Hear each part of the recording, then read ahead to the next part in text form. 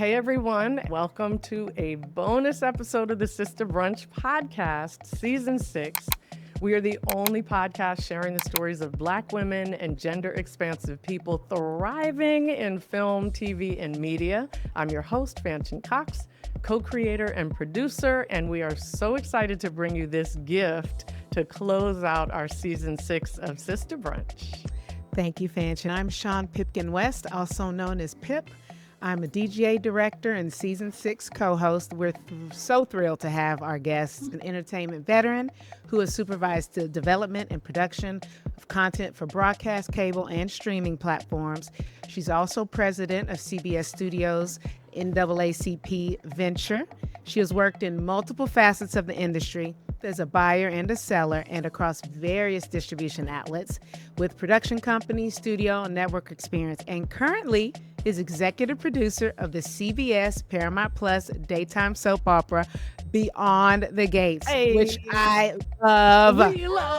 We love it. Sista Brunch family, please welcome Sheila Ducksworth. Thank you. So good to have you on. You're part of making history. This is an important partnership between CBS Studios and NAACP Ventures.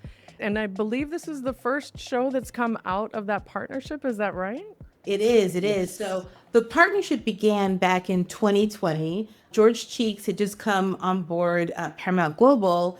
And at the same time, the NAACP was looking for a home to do more than the Image Awards, which everybody knows what the Image Awards are. But they wanted to do scripted and just take a bigger, deeper dive into television. A deal was put together and they needed somebody to run it.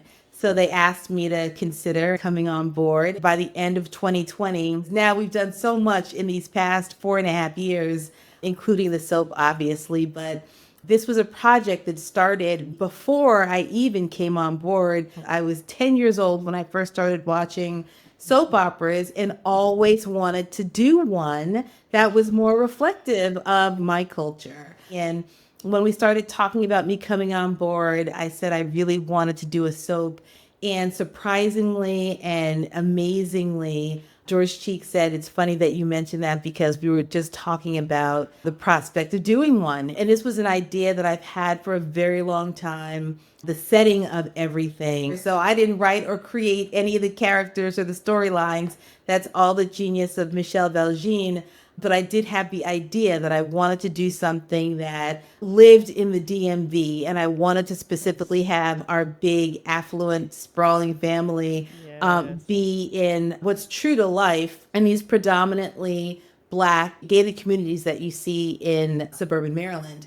I wanted all of that there, and when I pitched the idea, George Cheeks said it sounds interesting and we could certainly explore it. That's what really jumped everything off. From about November of 2020 up until last spring, we were toiling behind the scenes trying to make it all work, and we finally got the green light last spring. So Green light then, Yes. season 2 already. that was a very big deal, and it really spoke to, quite honestly, the support that we have both at CBS and CBS Studios.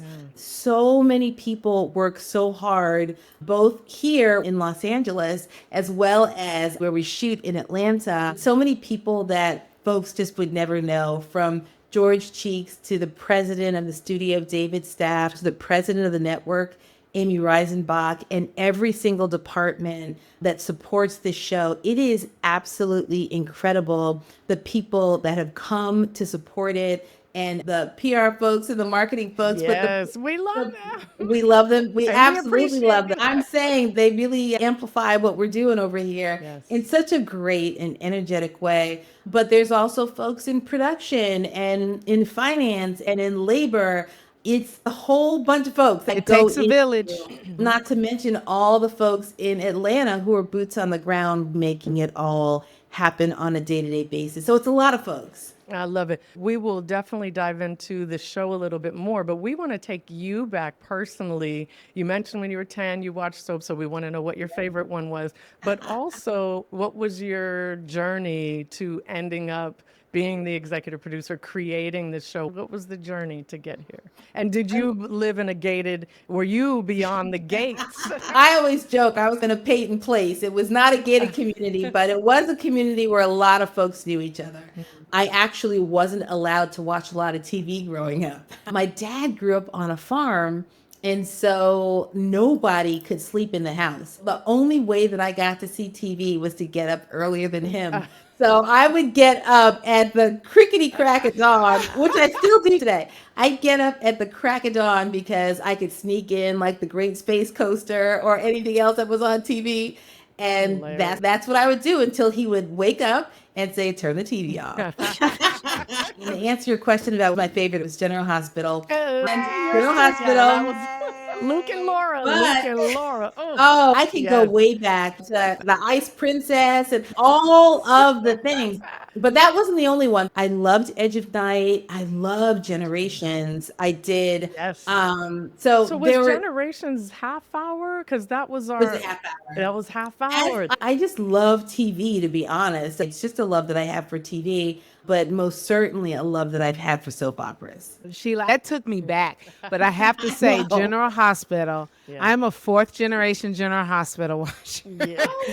I am going to be directing General Hospital later this year. So I love that is like one of your favorite episodes. Yeah. Okay, so you're watching soaps, you love TV, but you end up working with Will Packer and quite an important position. We like to share with our listeners that journey so they can maybe be inspired and think about how could they get there too. I've run television groups for years and for many people. The one before coming to CBS was with Will Packer. Before that, I ran television for Tracy Edmonds. I ran television for Suzanne Daniels. I worked at studio. I worked at network. I'm now working production company, which is really what I love. I've been doing this in all those different capacities for 30 years. I moved here from the East Coast.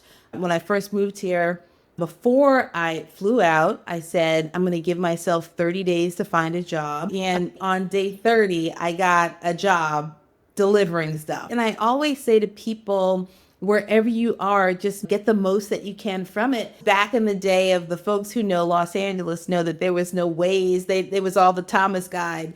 And because I was delivering stuff everywhere, whether it was scripts or lunch, each experience has been greater than the one that precedes it because of that, because you're able to bring along all the things that you've gathered along the way. One of the joys about doing what I do is that it's so unpredictable. You never know what seeds you plant might sprout. No day is ever the same. And even today, as I was driving into the office, it was so incredible. I received a text that was like the culmination of years of work in a very good way. We've all been congratulating ourselves all day over it. I can't talk about it yet, but I know it's brewing and it's wonderful and it's great and we're so excited. It's that kind of energy. You never know what's behind door number 2. I love what I do. It's just terrific. And you can tell that you really love what you do, Sheila. It comes out. And we all know this business is not easy. I feel that you have to love this to stay in this industry as long as you have. Like you said, 30 years. That is a major accomplishment. And to be so successful, I have to say, because I didn't start off, and I was definitely an empirical kind of person, and my major was economics and political science. But I thought about, what do I really want to do? I remember going to my 5th year reunion for college, and I remember thinking, I could stay on this path, and it's a fine path, or I could do something that I just love. And I thought about the things that I really enjoy, and it was TV. And so that was the shift, because I had never really been to Los Angeles. So I put together some meetings, I asked around, and I filled out an entire week's worth of what I would do for the week. And I made some time to look for where I would live. By the time I got on the flight to actually fly back to New York, I literally spent the entire flight from Los Angeles to New York figuring out, okay, if I give my notice on this day, then this happens, then this plans out You knew it. everything. I did. And at that time, there was an American Airlines kiosk by Grand Central Station. I remember that next morning going to that kiosk and buying a one-way ticket to Los Angeles on the date that I had planned out on the plane ride home. All of it, all of it. Into being. And I couldn't even wait until the day that I had chosen. I think I gave my notice like a week earlier. I'm like, I'm going to LA. I love it. Yeah. I love that story.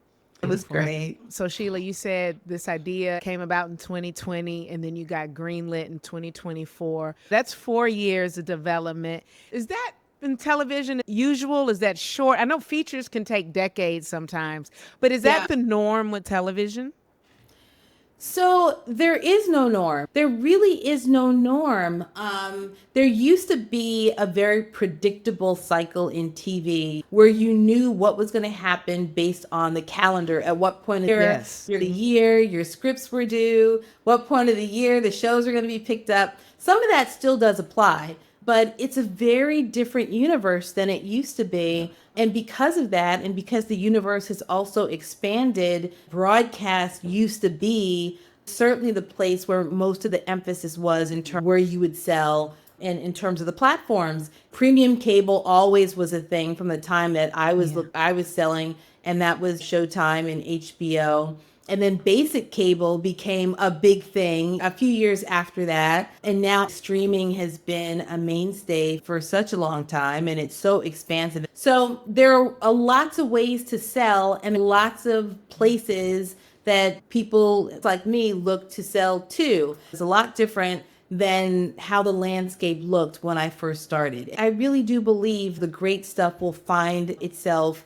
eventually. Now, I will say, in terms of us doing the soap opera, even though we officially started getting the deals going back in the end of 2020, it has been just a passion for decades. I am so elated with the success of what we're doing with the show, but I always saw this as not just a show, and that has been one of the things that I think make the show so special. When I first was putting it together, it's the same way I put my team together. When I first brought Courtney on board and Ethan on board, I said, this isn't just a job. This is really a mission. This is something that was put together for us to share something and make something big happen.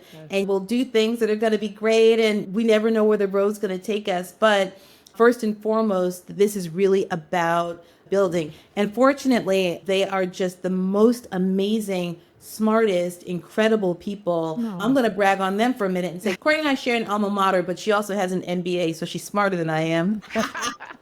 We went to Yale. We both, I'm significantly older than she is. And I often try to say, yeah, she's a little bit older than I am, but I think only one person bought it. But we're also in the same sorority. So I actually met her in undergrad. We just had a connection and stayed in touch. And she's incredibly smart. Ethan Ambrose, who's my assistant, who's way more than an assistant, has his degree from neurobiology from Harvard. I'm blessed enough to work with some really incredible people. I transpose that to the shows that we do and everything that we take on. But with Beyond the Gates, truly special because we did see a place for this to make history. And hopefully with history, other people will be influenced to maybe make more soap operas, make more television that's truly reflective of different groups, different ages. And it was one of the things about this soap is that we have representation in the show where people can see themselves. And whether you are Anita Dupree and Vernon Dupree, played by Tamara Tooney and Clifton Davis, they're great-grandchildren who are teenagers and in high school, that we want people to be able to see themselves in any kind of profession. And I also want to shout out Julie Carruthers, who is our producer with the boots on the ground in Atlanta to make sure that show stays on track and that we're doing all the things that it needs to be done. And she's got 30, 40 years in soap as well. But for the intent of the show, this show is also a mission that we have our own truths, our own realities. This is a shared history, and it's really important beyond just folks that look like us and do things like us. We wanted it to be something that anybody could say, oh, that's what happened to me, or that's my life, or not. It isn't, so more than likely, or not. But also internationally, that people who may never be around people who are of the same culture, that they're exposed to it and they get to see people just being people 5 days a week for an hour at a time. So it's really important to me that we have a show where everybody feels like they can participate and everyone feels like there's some level of representation for them. That truly has been the essence of making the show what it is, and hopefully what it will continue to be, that people can look at it and recognize a little bit of themselves or their aunties or their uncle or whoever. Yeah. Yeah. We can talk about Beyond the Gates for hours. There's so much. Thank Clifton you. Davis, come on. And Mama Legend. Mosley, I think her getting her due in this role too, she is incredible. I hadn't known about her until I started watching. And then I was like, my goodness, I feel like she could do anything. And a lovely person, which is always nice too. I know. Right? Everybody is not just talented, but truly really good people. And I have to say that when we all get together, it does feel like family, because we're all really moving and rowing in the same direction of, let's make this the best production that we can possibly make it. And I think that really shows. It's so genuine and it's so incredible. It speaks to the spirits of the folks that really, it's important to them. They want to make it great. I'll go to set, and when I see people, whether it's hair or makeup or wardrobe, I get it. The hours are so long and people could just phone it in, but they don't. And it's like people are there and just ready to make this the most perfect shot and the most perfect scene it can be.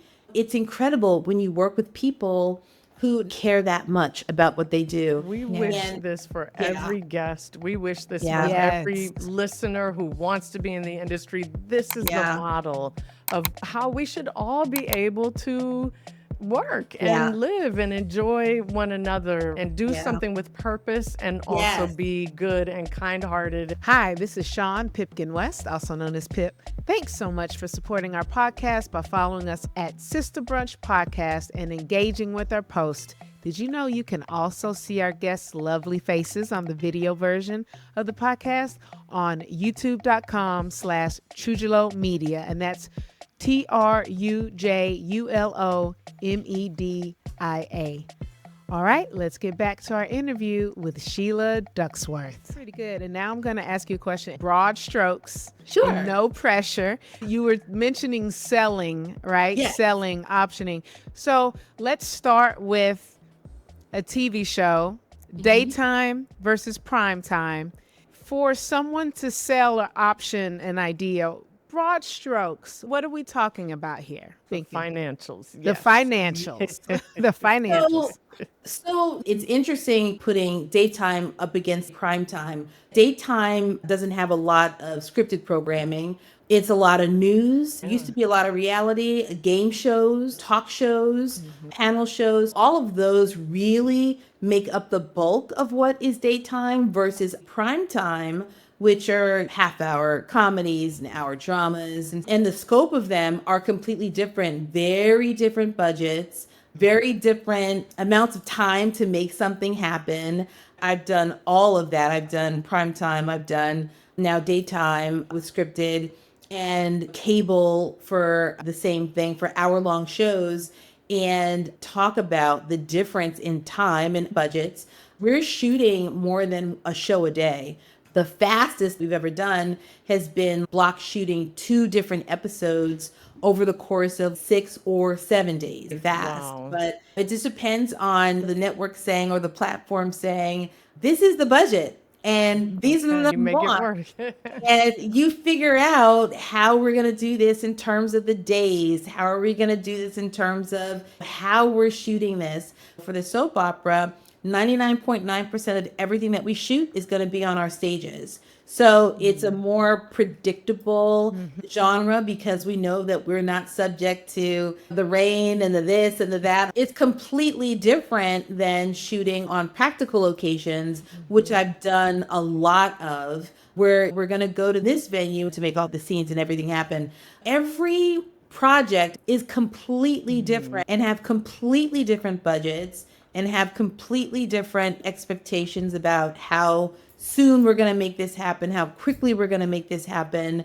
It's its own kind of living, breathing thing. So it's not anything where I can say something is typical. Do you see, especially because you've worked in Black content, people of color content, I mean, it's for everybody, but the cast and the folks that are creating them, have you seen that those budgets and salaries are at least increasing, or is there still this major gap in between what we get versus what other people get?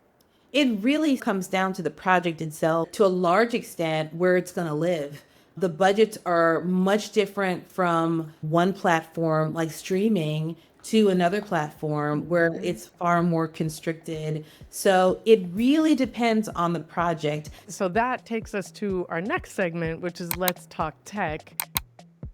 Hi, sisters and siblings. Thank you so much for your support. We know that our guests are amazing, aren't they? Especially this incredible bonus episode. So if you love what you're hearing, please do us the big favor and subscribe to Sista Brunch on your favorite podcast platform.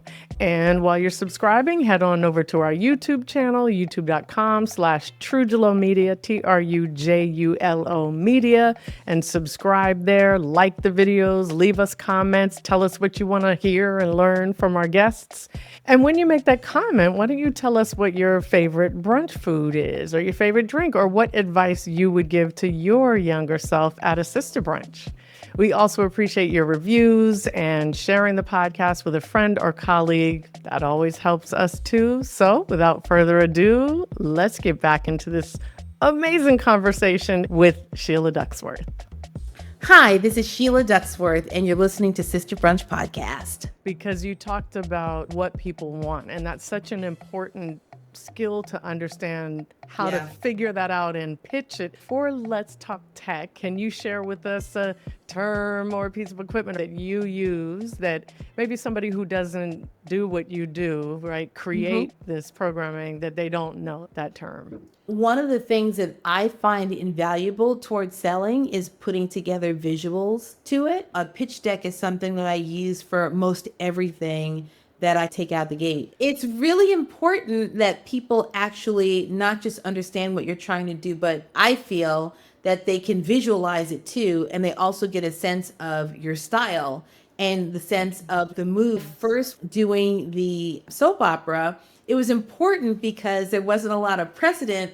When you look at it, the last soap opera that was attempted before us was not even in this millennium. It was in Passions in 1999, so 26 years ago. Even if you look at soaps today, before we premiered, the most recent soap that had premiered was Bold and the Beautiful, and that was in 1987. One of the things when it came to the visuals was I put together a mood reel. That mood reel was, obviously we didn't have any cast, but I could show exactly what I was going for. I love this. How long is the mood reel? And then you said nothing existed yet, because a lot of times in decks you'll do your bucket list cast, but if it doesn't exist out there, it's hard to find what elements were in there. Was there voiceover? So once again, it's up to you how you want to do it. So there's no written rule or anything firm. For me, I said, let me just do 60 seconds of something, which is short enough that people won't get bored of what am I watching, and long enough where it gets the point across. And this particular mood reel, I put together just images and words of what I wanted to be in the soap. Sisterhood and community and jealousy. And I had pictures that I just took off the internet. And then I put music behind it and I paper cut it. I lined it all up for the editor, and the editor put it together and that mood reel was definitely fire. I love that you said paper cut because one of our guests this season, Sherlyn Caesar, that was her Let's Talk Tech answer, the paper edit. She works in docs. So you end up with all of this footage and you have to talk to the editor. She talked about doing that paper edit. Amazing. So much to learn from you. Thank you. I know. It was just much needed. We needed this show at this time, and it is right on time. And this was an idea that I've had for a very long time, the setting of everything. So I didn't write or create any of the characters or the storylines. That's all the genius of Michelle Belgine. But I did have the idea that I wanted to do something that lived in the DMV, and I wanted to specifically have our big, affluent, sprawling family be in what's true to life in these predominantly Black gated communities that you see in suburban Maryland. I wanted all of that there. And when I pitched the idea, George Cheek said it sounds interesting and we could certainly explore it. That's what really jumped everything off. From the fall or towards the end, it really was about November of 2020 up until last spring, we were toiling behind the scenes trying to make it all work, and we finally got the green light last spring. So Green light then, Yes. season 2 already. that was a very big deal, and it really spoke to, quite honestly, the support that we have both at CBS and CBS Studios. So many people work so hard, both here in Los Angeles as well as where we shoot in Atlanta. So many people that folks just would never know, from George Cheeks to the president of the studio, David Staff, to the president of the network, Amy Reisenbach, and every single department that supports this show. It is absolutely incredible, the people that have come to support it, and the PR folks and the marketing folks. Yes, we love them. We love them. We And we absolutely appreciate love them. you. I'm saying they really amplify what we're doing over here Yes. in such a great and energetic way. But there's also folks in production and in finance and in labor. It's a whole bunch of folks that It go takes a village. Let's be honest, it could have not gone well. You know what I mean? This is why this episode has been so special for a show that I'm watching actively and loving, to hear the behind the scenes and to know how much love, first of all, the work you did to get there. Every time it's a Black show, we're always like, please let it be good. And this is good. It's so good. One thing I am known for is that it's going to look good. If my name is on it, it's going to look good. I knew who I wanted to hire. I knew who was good. And I knew who had, as I said, probably as important as the skill level is the demeanor of the people. I need people who are going to give, people who see it the way that I see it. Yep. I need people who will treat it the way that I treat it. I need people that are not just talented, but people that I feel like will spread that energy. I was fortunate enough to get everybody that I wanted. 2 years before we got the green light, I told the production designer, I have to have you. He's someone I worked with before, and I just adore him. He made this entire world. He knew how to make exactly these worlds the way that I wanted them to. Amazing. And even with Kim Coleman in casting, like a year before we got the green light, I'm like, I'm gonna need you. The secret sauce is the secret sauce. It's finding people that are just good people. And that has spread like wildfire. We brought on partners for this, in addition to the NAACP being partners with us. Procter & Gamble is a huge partner for us in all of this. They're terrific. There's a signature question that we have on Sista Brunch here. So imagine you're sitting down at a Sista Brunch with your younger self. So whether that's elementary, high school, college, whatever you want, what are you both eating? And then what are you both drinking? And then what do you tell her? Are we eating the same thing? Are we at the same thing? You're sitting down together, but she orders something different than you do. Today, what would I order? I'm sure I'd order a salad with something in it. I'd probably tell my younger self, have whatever you want. My parents are from Mississippi, and my mom definitely knows how to cook. We did not have fast food growing up whatsoever. So it was all, and my mom was so busy because she was pursuing her master's, her doctorate, But my mom got her doctorate in English and education from Rutgers University. Oh. All of that wow. while we were growing up. And my dad would be out working all day, and he definitely wanted to have a meal when he came home. And we all ate together as a family. So we all ate dinner together. And it was all like chicken, pork chops. Yes. My mom liked to get fancy too. So she would make sometimes coq au vin. I had to laugh because that was in one of our scripts for Beyond the Gate. She would try to do different things, you know, some things I didn't like, the liver and onions, did not like that. But one time she tried to make live crabs, and I'll never forget, we were living in New York. She had gotten these crabs and they were live, and she put them in the pot and did not expect for them to come crawling out. And I just remember being a kid and the screaming yeah, it was a lot. Okay, so your favorite drink? Okay, so this is not a paid endorsement by any stretch. Okay. I really like half day tea. It comes in all different flavors, but I like the lemon. So that I drink all the time now. What advice would you give young Sheila? I think how I grew up, because I grew up thinking that I could do anything that I wanted to do, and whatever I wanted to do was embraced. And that is the thing that led me to TV. I'm true to my birth sign, and I'm a Taurus and very stubborn, and I'm going to do what I want to Yes. do. You would just tell your younger self, keep doing what you're doing. Do that what you it? want. Do what Just you do want. what you want. Just Yeah, keep going. it's really important. I don't live my life with regrets at all. I think that probably if there was anything that my parents had said to me growing up that still stays with me is being productive. Productive was always a big thing. Sheila Ducksworth, thank you so much. We I are know. honored to have you on Sista Brunch. Let's put that pillow. So this pillow Yes.